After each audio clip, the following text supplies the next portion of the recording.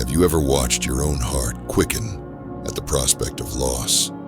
Felt that tightening in your chest when you imagine failing those you love or see a threat looming on the horizon, and wondered how such a small spark of fear could ignite a conflagration of fury that consumes you from within? Yoda once intoned, "Fear is the path to the dark side. Fear leads to anger. Anger leads to hate. Hate leads to suffering." At first, it seems a simple incantation, wisdom wrapped in rhyme. But beneath those words lies a profound psychological blueprint. Fear is not merely an emotion to be endured. It is the seed of a chain reaction that, unchecked, transforms even the noblest soul into a vessel of destructive rage. Consider the anatomy of fear, an evolutionary mechanism designed to protect us from harm, triggering a surge of adrenaline, sharpening our senses, priming our muscles for flight or fight. In its transient form, fear is functional, but when we cling to it, when we ruminate on every what if, every imagined slight, fear mutates into a restless specter. It whispers of conspiracies in every glance, magnifies every unintended insult into a declaration of enmity. That whisper grows into anger, the mind's attempt to reclaim control, to strike out against the nebulous threat.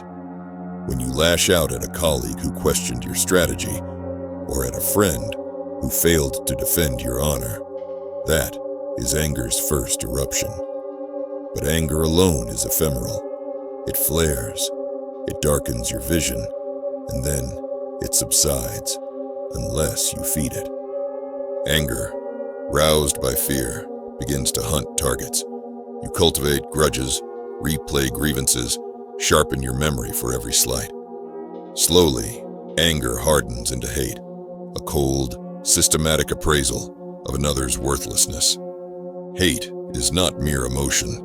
It is a decision, a categorical judgment that this person, this institution, this idea deserves destruction. In the grip of hate, empathy dies. The hated becomes an abstraction, a symbol of all that disturbed your fragile peace. And with empathy gone, you unleash harm without remorse. Yet even that cruelty cannot sate the void. It only deepens the suffering, for your enemy, certainly, but also for you. Because when you sever the bonds of compassion, you sever your own capacity for connection. You trade resilience for relentless torment, a cycle that feeds upon itself. Yoda's axiom warns us that suffering is the inevitable terminus of this dark journey, but it also reveals the silver thread of possibility. If fear is the first step, then courage, the willingness to confront fear without denial, is the remedy. To break the chain, you must transform fear into curiosity. When anxiety about a rival's motives arises, rather than retreat into paranoia, ask, what truths lie beneath this fear? Listen to your body's signals, then interrogate them with calm reason. Next comes anger. Instead of unleashing it, channel its energy into creative action. If betrayal stings, let the sting motivate you to build stronger alliances, to refine your own integrity, so that you need not fear betrayal again. When hatred takes root, uproot it with compassion, the conscious choice to see your adversary as a fellow sufferer. Empathy does not excuse their wrongdoing, but it dissolves the abstraction that makes cruelty easy. Finally, suffering itself can become a teacher. By acknowledging your own wounds, you learn resilience and deepen your capacity for wisdom. In the end, Yoda's warning is not a fatalistic prophecy, but a call to mastery of the inner world. Fear need not destroy you. It can awaken you. Anger need not consume you. It can propel you. Hate need not define you. It can remind you of the value of empathy. And suffering, while inevitable, can become the crucible in which your greatest growth is forged. As Yoda counseled Jedi across generations, so must you counsel your own mind, Face fear. Transmute anger. Replace hate with understanding, and let suffering guide you to compassion. That is the path not to the dark side, but to true power over yourself, and the freedom to live unshackled by the cycle of pain. In the silent moments after Yoda's warning, fear leads to anger, anger leads to hate, hate leads to suffering. The true work begins. You must first become an observer of your own mind, a silent witness to the stirrings within. When fear flickers in your chest at the thought of losing a hard-won contract or seeing your reputation questioned, pause and note it without judgment. Here is fear, you tell yourself, but I am not fear. This simple act of detachment, echoing the Stoic practice of apatheia, creates the space needed for choice. Once you've named the shadow, you can apply the first antidote, curiosity. Ask yourself, what am I truly afraid of? Is it being exposed as incompetent, the sting of humiliation, or loss of control? By drilling down to the core, you unmask fear's disguise and rob it of automatic power. Next, you convert that raw energy into deliberate action. If your fear stems from a looming negotiation, channel its tension into preparation. Study the market data, anticipate counter-arguments, refine your pitch. In that transformation, fear becomes focus rather than paralysis. When anger inevitably rises, sharpened by your newfound self-awareness, apply the ancient discipline of cognitive reappraisal. Instead of reacting to the insult of a rival's slight, reinterpret it as information. He questioned my strategy. Perhaps he worries I'll outperform him. This reinterpretation doesn't excuse the slight, but it shifts you from victim to strategist. You still feel the heat of anger, but now you wield it, directing it toward solutions. You tighten your defenses, you reinforce your value proposition. You demonstrate competence rather than brood over grievance. As for hate, the most treacherous of the four, practice radical empathy on yourself first. Recall Yoda's counsel. Hate is born of fear, and fear is born of self-perceived vulnerability.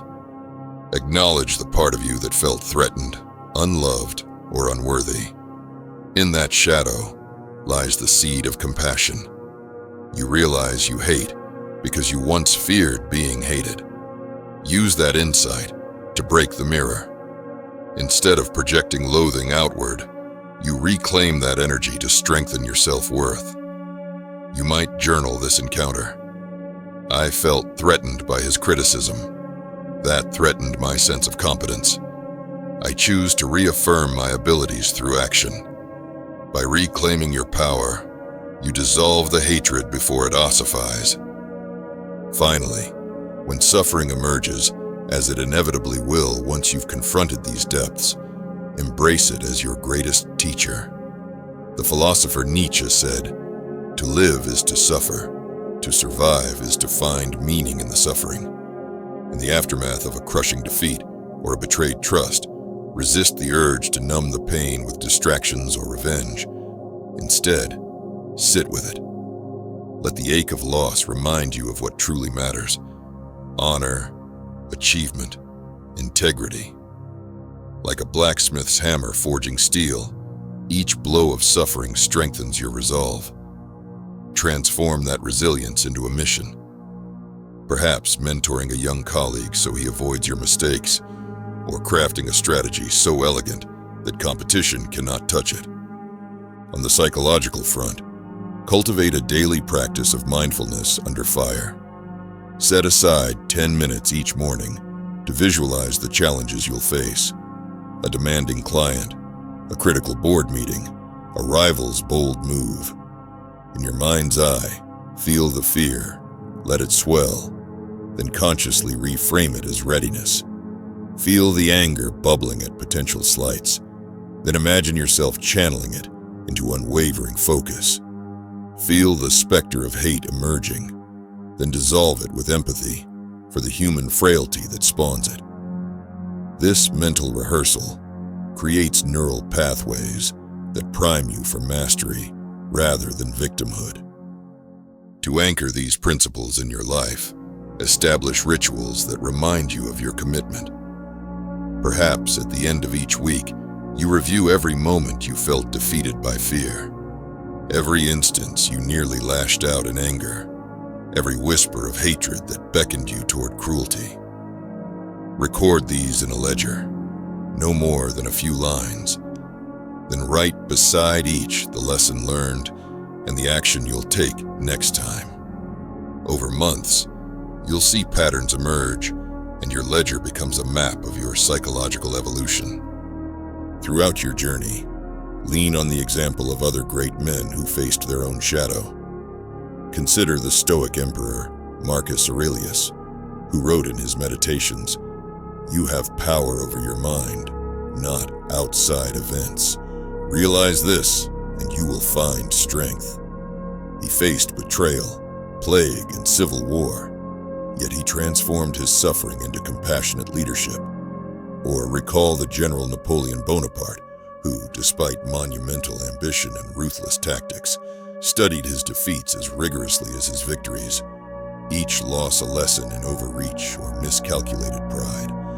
In their struggles, you find echoes of your own, and in their reflections, you glimpse your potential for mastery. As your final stratagem, remember that mastery over these emotions is not a one-time victory, but a lifelong campaign. Each new challenge will resurrect fear's whisper, anger's sting, hate's cold grip, and suffering's ache. Yet with every cycle, your capacity to intercept the chain grows stronger. Before long, you will move through the world not as a puppet of your emotions, but as their adept conductor, directing their power with the precision of a Jedi Master. Only with Yoda's wisdom and your own hard-won resilience as your guide. In that profound transformation, you not only avoid the dark side, you become the embodiment of balanced strength, wielding emotion not as a burden, but as a sovereign ally in the relentless pursuit of your highest purpose.